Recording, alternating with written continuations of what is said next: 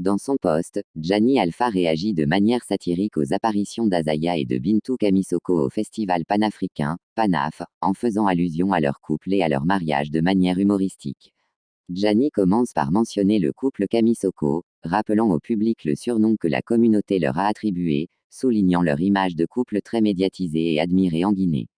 En introduisant son message avec une touche d'ironie, il insinue qu'Azaya et Bintou semblent aborder le PANAF d'une façon légère, presque comme s'il s'agissait d'un événement familial ou de mariage.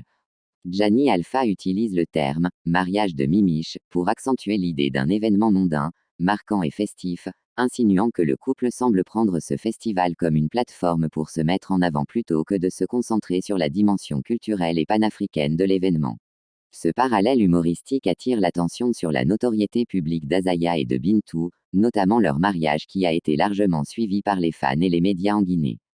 Puis, Gianni Alpha fait référence à la scène Rosaline sur Suspect 95, évoquant un autre événement public et médiatique pour rappeler au couple qu'il attend d'eux une explication sincère, et non une justification légère ou superficielle comme celle que les célébrités offrent parfois au public. Cette phrase marque son poste d'un ton ironique mais avec un fond de critique sociale, suggérant que les personnalités publiques devraient prendre les événements culturels plus au sérieux, en particulier des événements de l'envergure du PANAF, qui représentent des valeurs d'unité et de fierté africaine.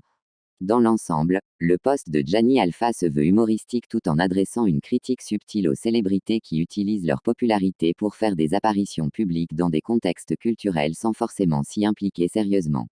Cette approche reflète l'opinion de nombreux fans et observateurs du milieu culturel guinéen qui estiment que la célébrité implique aussi une responsabilité dans la manière de représenter la culture et les valeurs de la société.